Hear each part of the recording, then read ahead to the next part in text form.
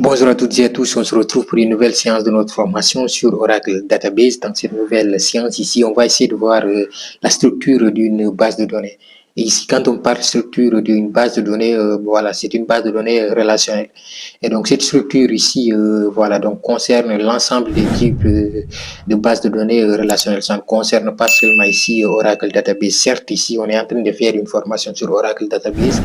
Mais sachez que quand on dit ici donc structure d'une base de données relationnelle, donc ici ça concerne l'ensemble ici des bases de données excusez-moi relationnelles que vous pouvez avoir. Donc que ce soit ici Oracle Database, MySQL ou bien SQL Server ou bien quelque chose comme ici MariaDB ou bien PostgreSQL ou bien SQLite, ça dépend voilà donc du type de base de données relationnelle. Donc ça c'est la même structure ici. Voilà, donc ici on va essayer de voir comment créer ici une structure de base de données relationnelle pour par exemple la gestion des commandes. Voilà, quand on parle ici de la gestion des commandes, donc on sait que voilà, il y a différentes tables qui vont ici entrer en jeu ou bien il y a différents types de données qu'on va mettre ici en place pour pouvoir ici voilà, donc faire ces commandes. Donc ce document-là va vous guider ici par exemple à travers des étapes ici de création d'une base de données relationnelle pour gérer ici des commandes. Nous exploiterons ici les concepts clés, les relations entre les tables, voilà, et des exemples ici concrets ici de données. Donc on verra cela ici avec des exemples concrets, de sorte que lorsqu'on va donc aller dans la vidéo précédente, voir les salles. Lorsqu'on va aller dans la vidéo précédente, bien la vidéo qui va suivre, autant pour moi, excusez-moi, lorsqu'on va commencer à créer une base de données, vous allez voir que voilà, ce qu'on a vu ici, c'est pratiquement la même chose. Donc ça va être maintenant une étape concrète de pratique. Là, c'est la théorie. Je vous montre comment ça se structure, comment ça s'organise. Voilà, donc d'une manière générale, bien comme une petite introduction, on peut dire qu'une base de données est un ensemble de structures de données organisées de manière ici à faciliter leur stockage, leur gestion et leur utilisation. Elle permet par exemple ici de centraliser des informations afin de rendre par exemple accessible et fiable l'exploitation ici des utilisateurs ou des applications. Donc les données ici sont généralement organisées en tables dans les bases relationnelles. Chaque table ici donc contenant des colonnes qui définissent par exemple les types de données. Et les types par exemple, et aussi des lignes qui par exemple représentent ici les enregistrements. Donc les colonnes ici vont représenter ici les types de données et ici les colonnes, excusez-moi, ici les lignes vont représenter ici les types d'enregistrement. Voilà les informations que vous avez mis. Donc une base de données ici pour expliquer qu'est-ce que c'est qu'une base de données avant qu'on puisse aller beaucoup plus loin. Une base de données, on peut dire, voilà, donc c'est des informations ici, par exemple, voilà, une structure ou bien c'est un ensemble d'informations qui concernent un environnement bien déterminé. Par exemple, si vous vous situez voilà, dans quel type d'environnement, comme un exemple, si vous êtes dans un établissement scolaire ou bien universitaire, on vous dit les informations qui sont là-bas. Donc voilà, vous pouvez collecter les informations qui se trouvent dans cet environnement. Donc quand vous êtes dans un établissement universitaire, les types d'informations que vous pouvez avoir, ou bien que vous pouvez collecter, sachant qu'une base de données ici est une structure de données organisée de manière ici à faciliter leur stockage.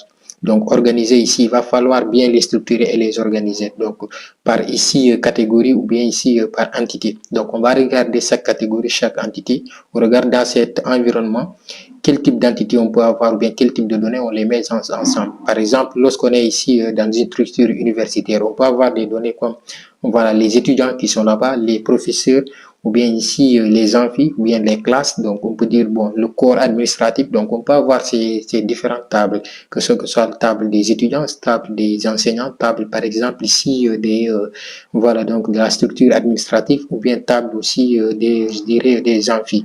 Donc, tout cela ici, ces tables, bien ces entités vont représenter ici la base de données. Voilà, donc la base de données va être divisée en différentes entités qui sont ici les tables.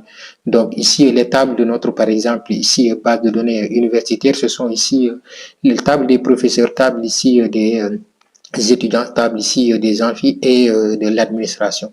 Donc par exemple, pour la table ici des étudiants, on peut avoir des informations telles que le prénom ou bien je dirais ici, voilà, le nom de famille, la filière, etc.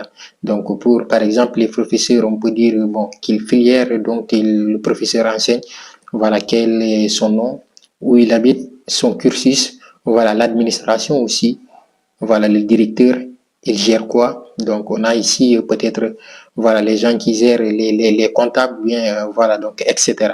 Donc, c'est ça ici une base de données. Et on peut avoir dans différents secteurs, n'importe quel type de secteur, vous pouvez avoir une base de données, ou bien dans n'importe quel environnement où vous êtes.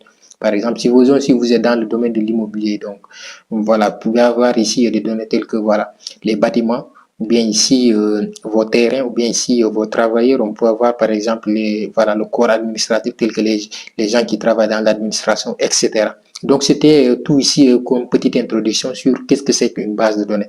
Mais sachez que c'est beaucoup plus complexe que cela.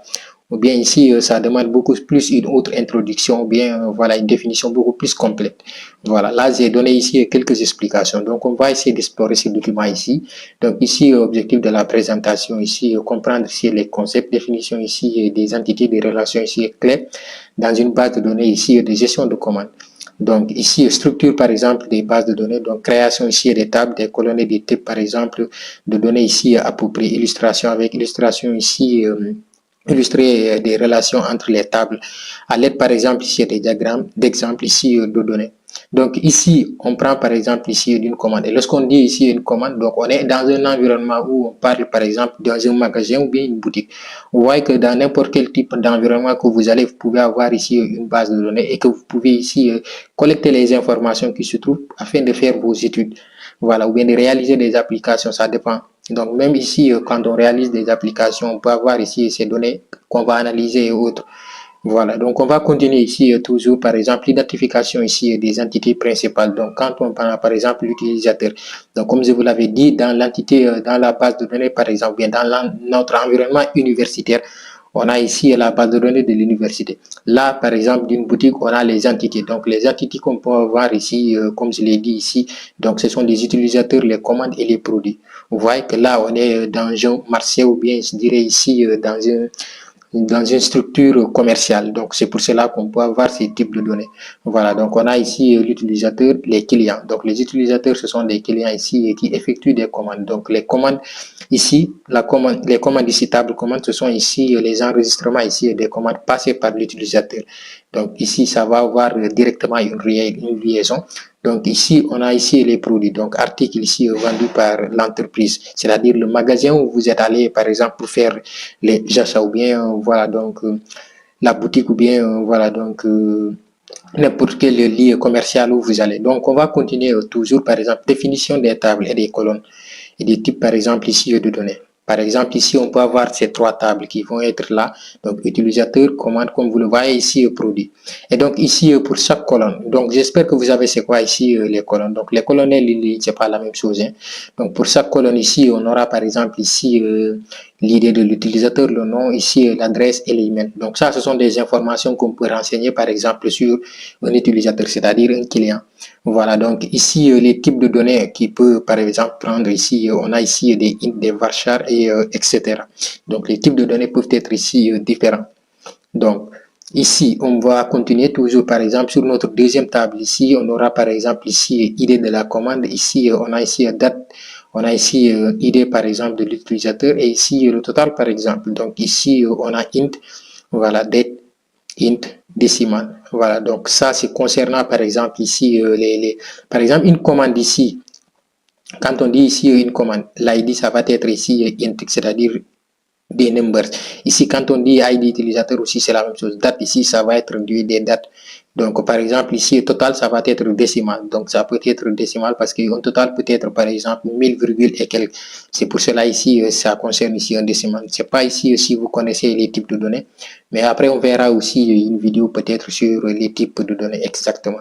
Donc, ici, on a quelque chose comme, bon, les produits. Donc, la table produit, on a ici ID produit, on a nom ici, la description et le prix. Donc, ici, on peut avoir par exemple, voilà, ici le nom, c'est cela veut dire varchar. Donc, c'est cela qui prend ici les chaînes de caractères. La description, le prix, c'est toujours avec décimal. Parce qu'un prix peut être, voilà, avec, donc, ici, avec des décimales ou bien sans décimales. Donc, on continue toujours pour la définition ici des clés primaires et étrangères. Donc, qu'est-ce que c'est qu'une clé primaire? Donc, on verra ici les clés primaires. Chaque table ici a une colonne qui identifie de manière ici unique chaque ligne. Donc, chaque ligne, comme par exemple, ou bien chaque enregistrement qu'on met ici dans une table, doit avoir ici un identifiant unique qui va permettre ici de dire que cette information concernant concerne une telle personne. Donc, par exemple, si une boutique, par exemple, où vous faites, par exemple, votre commande, vous pouvez avoir les clients qui ont les mêmes informations, par exemple, le même nom, le prénom, etc. Et voilà, donc l'adresse où il habite. Donc maintenant, si vous voulez par exemple les différencier, il va falloir qu'il y ait par exemple une ID qui va les différencier, qui va montrer que cette information, ou bien par exemple ici, voilà, cette ligne concerne une telle personne. C'est ça qui va les différencier. Et la clé étrangère ici, c'est une colonne par exemple, voilà, dans une table ici, qui fait référence ici à la clé primaire d'une autre table. Exemple ici, l'ID de l'utilisateur dans la table commande fait référence ici à l'ID de l'utilisateur dans la table utilisateur. Vous voyez? Donc, on verra cela beaucoup plus concrètement ici lorsqu'on va voir ici donc lorsqu'on va commencer à pratiquer. Mais ici, donc, vous essayez de comprendre comment ça se passe. Donc, ça va faciliter ici lorsqu'on va commencer à pratiquer. Donc, illustration, par exemple, ici, des relations entre les tables.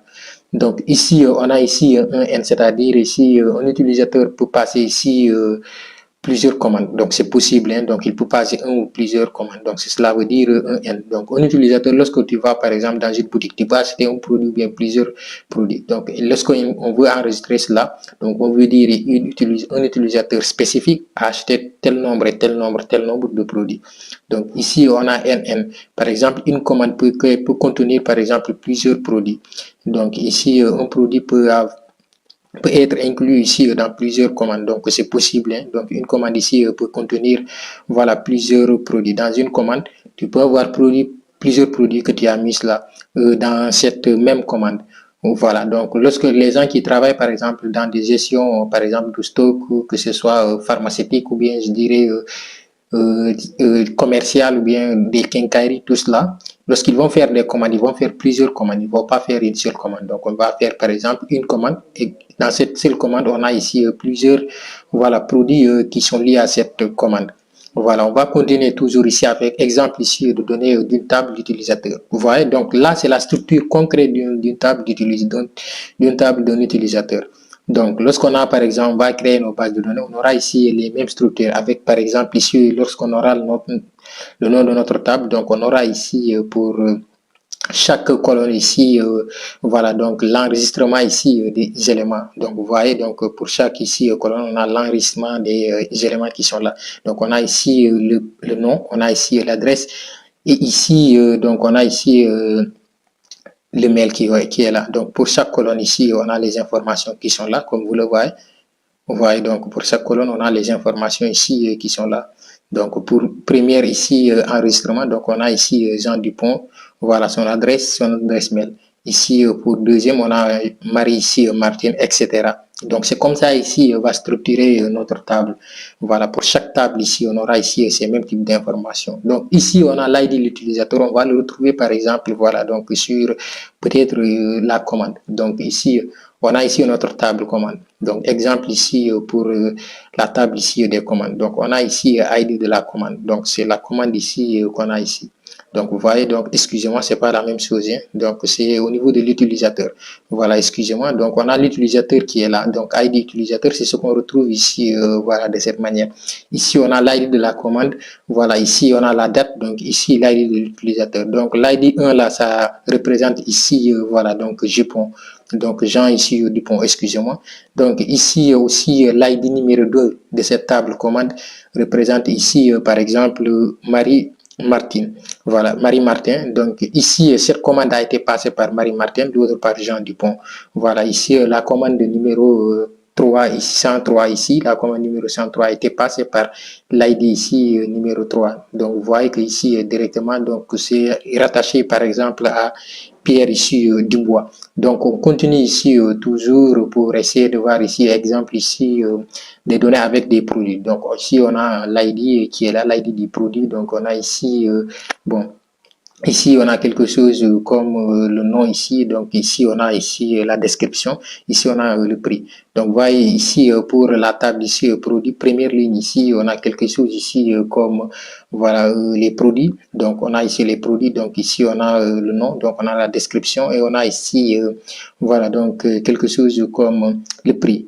Donc, ici, il n'y a pas de clés étrangères, hein, voilà, qui sont là, parce qu'ici, ce sont des produits. Donc ici, on a les t-shirts, donc les t-shirts ici en coton pour description et le prix qui est là. Donc c'est ce prix-là qui va permettre ici de calculer de l'autre côté ici, le total directement dans la commande. Voilà, donc ici, on continue toujours, comme vous le voyez ici, j'ai sélectionné ici trois voilà, tables ici pour cet exemple. Donc on a pris ici trois exemples pour cette table ici, pour cette base de données de commande. Voilà, donc le nom de la base de données ici, j'ai mis seulement commande parce qu'on veut effectuer une commande. Mais vous pouvez mettre par exemple, voilà, gestion des achats ou bien, voilà, donc les achats ou bien autres. Voilà, pour que vous ne fassiez pas par exemple ici amalgame entre commande qui est la table, commande et le nom de la base de données. Donc, on va continuer ici pour essayer de voir qu'est-ce que c'est qu'un diagramme. Donc, ici, diagramme par exemple de la base de données relationnelle.